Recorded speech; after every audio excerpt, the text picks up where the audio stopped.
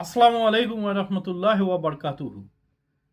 ব্রাদান ইসলাম, আশা করি আল্লাহর হুকুমে সকলে ভালো আছেন আর সকলে ভালো থাকুন, সুস্থ থাকুন, একক আল্লাহর ইবাদত করুন, আল্লাহকে ভয় করুন আর আল্লাহর সাথে বন্ধুত্ব করুন আর আল্লাহর পরিচয় করান আর নিজে জানকারি গ্রহণ করুন এবং ইসলামকে মজবুতি করুন। আর যে পাড়ায় পাড়ায় যে খুশুসি গাস্ত আছে চালু হয়েছে, বাড়ি বাড়ি লোককে ডেকে আনুন আর সেটাকে মজবুত করুন। যে যেখানেই থাকুন না কেন সেই জিনিসটাকে মজবুত করুন।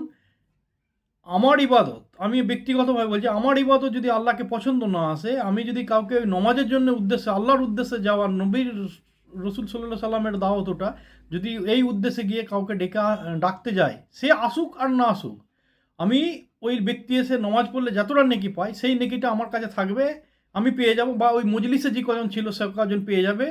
আর এইটা কিয়ামতের দিন হয়তো আমার ইবাদত আল্লাহ পছন্দ না করলে ওই ওই মুকাম্মাল মানে কমপ্লিট ইবাদতটা আমাকে দেবে যে সময় আমার অতি প্রয়োজন। মানে সেই সময় যদি আমার কাছে একটা অনুপরিমাণ ইমান থাকে, তাহলে আল্লাহ আমাকে জাহান্নাম থেকে বের করে নিয়ে গিয়ে জান্নাত দেবে। এই উদ্দেশ্যে, জান্নাতের উদ্দেশ্যে জাহান্নামের ভয়ে আপনি এই খুশুসি গাছতে মানে জয়েন্ট হয়ে যান। এই আশা সকলের কাছ থেকে করি। এর আগে আমি 6/12/2025 মিরাজের বিষয় পার্ট 6 বানিয়েছিলাম, তাতে ছিল আত্মাহিয়াতুর বিষয়। আজকে ইনশাল্লাহ তারপর থেকে বানাবো, আপনারা জুড়ে থাকুন। তো যখন রসুল সাল্লাহ সাল্লামের ওখানে যাই, এরপরে কিছু কথাবার্তা হয়, কিছু দর্শন করান আমার নবীকে। আর যখন ফিরে আসে তখন আল্লাহ তিনার বান্দার উদ্দেশ্যে বা তিনার নবীর উম্মতের উদ্দেশ্যে, যেমন আমাদের শেষ জমানায় মানুষের বয়স, উমর মানে বয়স খুবই কম, 60 থেকে 75-এর ভেতর পাওয়া যাবে। আর খুব কম মানে 100%-এর মধ্যে 40 জনা 75-এর পরে বাঁচে, আর 100%-এর 20 জনা হচ্ছে 100 পর্যন্ত পৌঁছায়। আগেকার যেমন উজবিন ওনাক বা আরও সব যারা ছিল, নমরুদের বা সাদ্দাত, এরা মানে মানে এক 1700 বছর 1800 বছর, কেউ 3500 বছর বেঁচেছে। মানে উজবিন ওনাক 3500-এর বেশি বেঁচেছে। তো আমাদের ওরকম হায়াত নেই, আমাদের ওই 60-70 বছরের জীবনে যাতে অধিক নেকি করতে পারি সেই উদ্দেশ্যে আল্লাহ 50 ওয়াক্ত নমাজ দান করে, মানে 50 সময়ের নমাজ দান করে, যাতে আমার নবীর উম্মতরা অন্য নবীর উম্মতের আগে আমাদের নবীর সাথে জান্নাতে প্রবেশ করতে পারে প্রথম সারিতে। কেন? আমাদের রাসূল সাল্লাল্লাহু সাল্লাম সর্বপ্রথম জান্নাত যাবেন। সেই উদ্দেশ্যে আমার আল্লাহ যাতে বেশি বেশি নেকি অধিক করে নিতে পারি সেই উদ্দেশ্যে 50 ওয়াক্ত নমাজ দেবে। এরপরে 5 ওয়াক্ত কী করেছে সেটা পরে হবে। 2 নম্বর বস্তু হচ্ছে যে সূরা বাকারার শেষের 2 আয়াত দিয়েছে। সমগ্রীয় কুরআন আমার আল্লাহ জিবরাইল আলাইহিস সালামের মারফতে দুনিয়াতে পাঠিয়েছে।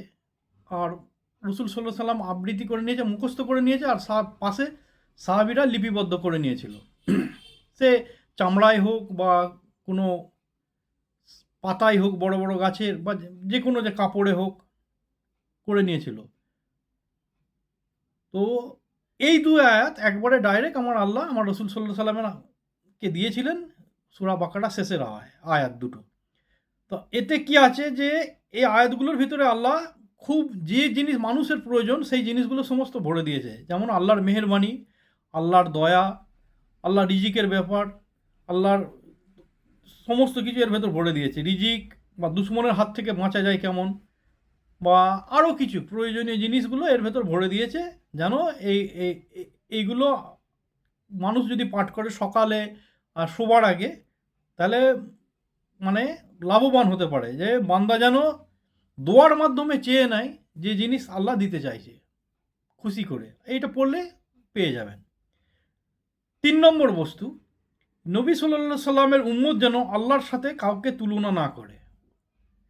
সমগ্রীয় দুনিয়াতে যা কিছু আছে, ফেরেশতা, নবী, অলি, পীর, মুর্শিদ, যা কিছু আছে, বা জিন, ভূত, গাছপালা, পশু পাখি, পাথর, পানি, আগুন, এগুলোকে আল্লাহর তুলনা কেউ যেন না করে। এ হচ্ছে উচ্চমানের গুনাহ, অর্থাৎ কবিরা গুনাহ। আল্লাহর সাথে কিছু শরিক করলো, সে সব কিছু হারিয়ে ফেললো। আল্লাহর সমতুল্য কিছু মনে করলো, সে তার সমগ্রীয় ইবাদত নষ্ট করে ফেললো। কিয়ামতের দিন এই ব্যক্তিকে জাহান্নামে ফেলা হবে, নিক্ষেপ করা হবে। কবর থেকেই তো তার চালু হয়ে যাবে। আর কিয়ামতের দিন জাহান্নামে নিক্ষেপ করা হবে, তার বিচার হবে না এবং তার বাঁচানোর জন্য কোনো সাহায্য আসবে না, তার কোনো রকম দোয়া কবুল হবে না, ইত্যাদি ইত্যাদি। তার জন্যে কারো সুপারিশও কবুল হবে না। ওই জন্য কেউ যদি কিছু করে ফেলে, আল্লাহর সমতুল্য মনে করা। নবীকেও নয়, ফেরেশতাকেও নয়। ফেরেশতা হচ্ছে আমাদের আল্লাহর তরফ থেকে রাখা, আমাদের খিদমত করার উদ্দেশ্যে। আর নবী রেখেছেন আমাদের কাছে জ্ঞান দেওয়ার জন্যে। কিন্তু নবীর র্যাঙ্ক আলাদা, আল্লাহর র্যাঙ্ক আলাদা। আল্লাহর সঙ্গে সমতুল্য কারোরই করা চলে না, সেইটাই বুঝিয়েছে। আচ্ছা, এইবার সিরাতুন নবী পেজ নম্বর 261 থেকে কিছু জিনিস পেয়েছি, যেটা আমি বলছি। মিরাজের রাত্রে আল্লাহ নবী করিম সাল্লাল্লাহু সাল্লামের আরও 5টি খবর বা উপহার পাঠান বান্দার উদ্দেশ্যে। ওটা তো 3টে, এবার এইখানে 5টা, মোট 9টায় আরও আছে। আমি সব বলতে বলতে যাচ্ছি। 1 নম্বর হচ্ছে, 3 নম্বরের পরে 4 নম্বর হচ্ছে যে আল্লাহ বলেন যে, হে আমার হাবিব সাল্লাল্লাহু আলাইহি সাল্লাম, আমার বান্দারা যদি কারো উপকারের ভিত্তিতে বন্ধুত্বের অন্তর্ভুক্ত হয়, কেউ উপকার করেছে বলে তার ওপর এহসানমন্দ হয়ে গিয়ে তার সঙ্গে বন্ধুত্ব অন্তর্ভুক্ত হয় বা আকর্ষিত হয় বন্ধুত্ব করার জন্য, তবে তারা যেন আমাকে বন্ধু হিসেবে পেয়ে আমায় আল্লাহকে বন্ধু হিসেবে পরগণিত করে। কারণ আমি আল্লাহ আমার বান্দার সব থেকে বেশি উপকার করে থাকি, সর্বসময়ে করিবি, মানে অর্থাৎ সব সময় আমার কাছে। একটা আয়াতের মধ্যে বলছে, সে এখন আমার মনে নেই, কোরআনের একটা আয়াত আছে যে আমি তার শিরা উপশিরার থেকেও কাছে আছি। আমার যে ঘাড়ে শির আছে, ঘাড়ের শিরের থেকেও কাছে আছে আমার আল্লাহ। আর সব সময় তো ওই মিডিয়া লাগিয়ে রেখে দিয়েছে। কিরাবিন কাতেবিন ছাড়াও আমাদের কাছে যে ফেরেস্তাগুলো থাকে, সব সময় আমার খবর রাখে। ঠিক আছে? তো তারা যেন আমাকে স্মরণ রাখে, সবসময় আমার সঙ্গেই যেন বন্ধুত্ব করে। এরকম কোরআনের একটি আয়াত আছে, বালিল্লাহি মৌলা আকুম ওয়া হুয়া খায়রুন নাসিরিন। অর্থাৎ আল্লাহ আমার অভিভাবক ও বন্ধু এবং উত্তম হিফাজতকারী ও সাহায্যকারী। এই যে আয়াতটা আছে, বালিল্লাহি মৌলা আকুম ওয়া হুয়া খায়রুন নাসিরিন, এটা যদি কেউ মানে পাঠ করে করে এটার সঙ্গে বন্ধুত্ব করতে পারে, এই আয়াতটার সঙ্গে বন্ধুত্ব করতে পারলেও সে লাভবান হবে। আর এ সব সময় সাথ দেবে, মানে একবারে দুনিয়া থেকে নিয়ে একবারে সাতওয়া মানে কিয়ামত পর্যন্ত সাথ দেবে। বলিল্লাহি মৌলাকুম ওয়া হুয়া খায়রুন নাসিরিন, এটা জিকির করলে খুব একটা জাকিরিন বান্দার মধ্যে পাওয়ারফুল এটা একটা জিকির। 5 নম্বর, যদি আমার বান্দারা কাউকে ভয় করে, তখন তারা যেন আমাকেই বেশি বেশি ভয় করে। যেমন কোরআনের অনেক জায়গায় আছে ওয়াত্তাকুল্লাহ, অর্থাৎ আল্লাহর তাকওয়া অবলম্বন করো, অর্থাৎ আল্লাহর ভয়কে সবসময় স্মরণ রেখো যে আল্লাহ আমায় দেখছে। আমি সুদ খাই, ঘুষ খাই, লোকের জায়গা মেরে নিই, লোকের কটু কথা বলি বা হস্তমিথুন করি, কি জিনা করি, কি যাই করি না কেন, আল্লাহ আমার কাছে। তো আল্লাহ বলছে আমি তোমার ঘাড়ের উপশিরার থেকেও কাছে আছি এবং আমার পাহারাদার তোমার আশপাশে আছে। আল্লাহ আছেন আরও সে, তারপরেও আল্লাহ নিগরানি রেখে দিয়েছে। ওই জন্য বলছে আল্লাহকে ভয় করো। আর অবশ্যই এইটাকে, আল্লাহর ভয়কে নিজের মানে শরীরের পোশাক হিসেবে বানিয়ে রেখেছে। আল্লাহর যেমন পোশাক জরুরি, আল্লাহর ভয়ও জরুরি মানুষের মধ্যে, এরম মনে করা উচিত। কারণ আমি আল্লাহ সর্বশক্তিমান ও সর্বকিছু আমার কবজায়।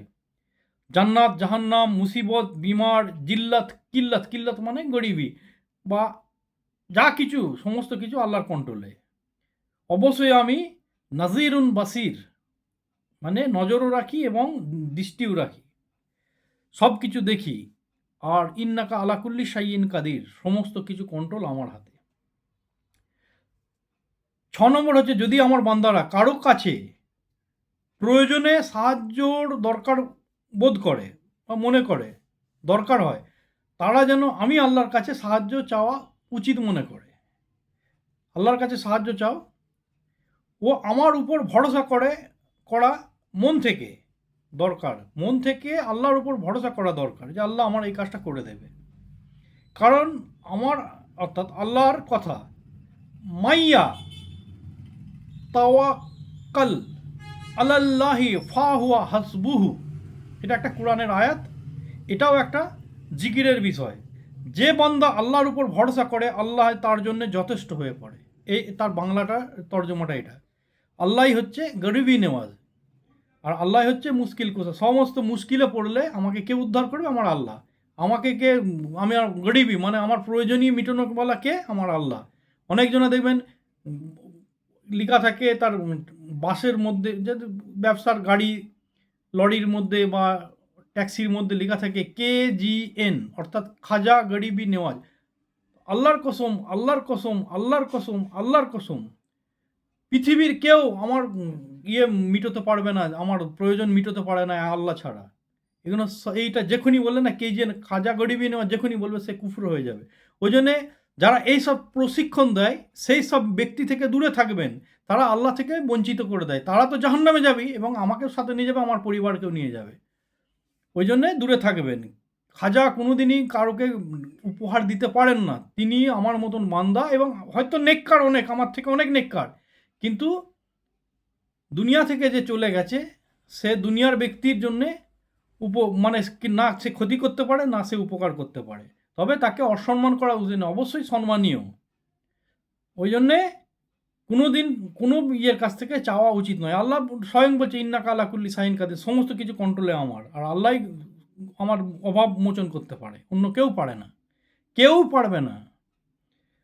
7 নম্বর, আমার বান্দারা যদি কারো উপর জুলুম ও অত্যাচারের জন্য করার জন্য কারো কাছে লজ্জিত হয়ে থাকে, তবে উত্তম হবে আমি আল্লাহর কাছে লজ্জিত হোক, কারণ আমি একমাত্র তৈয়বুল গফুর, তাহিরুল মাগফির, রহমানির রহিম, হান্নানুন মান্নান। আমি আল্লাহ পবিত্র করতে পারি। আমার মনের মধ্যে যা দয়া আছে পৃথিবীর কারো কাছে নেই। ঠিক আছে? আর আল্লাহর দরজা সবসময় খোলা। আল্লাহকে আমার মা আমাকে সব থেকে প্রিয়। আমার মার মতন পৃথিবীতে কিছু নেই। আমার মাকে যদি একবার মা খুশি হবে, দ্বিতীয়বার মা খুশি হবে, তৃতীয়বার মা একটুখানি হবে, কে রে বারবার ডাকছিস, চতুর্থবার, পঞ্চমবার, ষষ্ঠবার, 10 বারের বার মা রেগে যাবে, বদমাইশ ছেলে, কাজ করতে দিবি না। হয়তো যদি যারা জাহিলি মহিলা তারা গালাগাল দিয়ে ফেলবে, কিন্তু আল্লাহকে যতবার আল্লাহ বলবে আল্লাহ 10 বার সাড়া দেবে। অব্দি ইয়া মানে আল্লাহ বলবেন যে আমি তোমার কাছে হাজির আছি রে বান্দা। বুঝা গেল তো? তো ওই জন্যে আল্লাহর সঙ্গে অবশ্যই কন্ট্রাক্ট রাখা প্রয়োজন। কারো উপর জুলুম হয়, অত্যাচারে যদি লজ্জিত হয় যে আল্লাহ আমি এরকম অনেক কিছু করে ফেলেছি অত্যাচার, তো সে যেন তওবা ইস্তেগফার করে আল্লাহর কাছে। রাত 12টা 2টো 1টা কোনো দিন জিজ্ঞেস করবে না যে, যখন আল্লাহর কাছে ক্ষমা চাইবে তখনই আল্লাহ ক্ষমা করে দেবেন। আর অনেকজন বলে না যে আরেকবার ক্ষমা করার পর দ্বিতীয়বার আর ক্ষমা চাওয়া যায় না। অবশ্যই ক্ষমা চাওয়া যায়। আমার যখন মৃত্যু এসে গেছে, যখন আমি বুঝতে পারছি যে আমি মরে যাব, ঘড়ঘড়ানি হচ্ছে, জান বেরিয়ে যাওয়ার আগে পর্যন্ত যদি ক্ষমা চেয়ে নেয়, আল্লাহ বলছে আমি মাফ করে দেবো। আমি দুনিয়ার কারো কথা শুনতে যাব না। আমি হাদিসে পেয়েছি, এই জন্য বলে দিচ্ছি যে আল্লাহ বলছে যার ঘড়ঘড়ানি এসে গেছে, জান বেরোনোর আগে সে যদি আমার কাছে ক্ষমা চেয়ে আসে, আমি সঙ্গে সঙ্গে তার মাফ করে দেবো এবং ওই গুনাহটার মানে ভেরিফাই করে তাকে নেকির পরিবর্তন করে দেওয়া হবে। তো সেরাম ব্যক্তি হতে হবে, সে লোকের হক মেরে খেলে কিছু হবে না। আল্লাহর গুনাহ করলে আল্লাহ মাফ করে দেবে। 8 নম্বর, যদি কোনো বান্দা তার, এটা 8 নম্বর বলছি, যদি কোনো বান্দা তার জান, মান ও ধনসম্পদ দিয়ে খিদমত কারু করতে চায়, তার থেকে বেশি উত্তম হবে সে যেন আমার রাস্তায়, অর্থাৎ আমি আল্লাহর রাস্তায় বা আমাকে খুশি করার উদ্দেশ্যে খরচ করে। তারা তারা তারা জানুক যে তার জান, মাল, বল ইত্যাদি আমার রাস্তায় খরচ করুক, কেননা তার অসময়ে তাকে তার থেকে অধিক বেশি ফেরত দেওয়া হবে। আমার কাছে খরচ করলে কি হবে? আল্লাহ বলছে যে আমার কাছে যদি তোমরা খরচ করে থাকো তাহলে আমি তোমাকে এমন সময় ফেরত দেবো সেই মালগুলো, এবং মাল্টিপ্লাই করে অনেক বাড়িয়ে দেওয়া হবে, যখন তোমার হাতে কিছু থাকবে না, তুমি সবসময় নিঃসহায় হয়ে থাকবে, যেখানে সবসময় মানে একটা জিনিসের জন্য মহতাজ হয়ে থাকবে, সেই সময় তোমাকে সমস্ত সমগ্রীয় জিনিস ফেরত দেওয়া হবে এবং মাল্টিপ্লাই করে অনেক। তো ওই জন্যে আল্লাহর রাস্তায় খরচ করুন, আল্লাহকে রাজি করার উদ্দেশ্যে, যে আল্লাহ এটা আমি তোমার কাছে জমা রেখে দিলাম, আমি পরে নেব।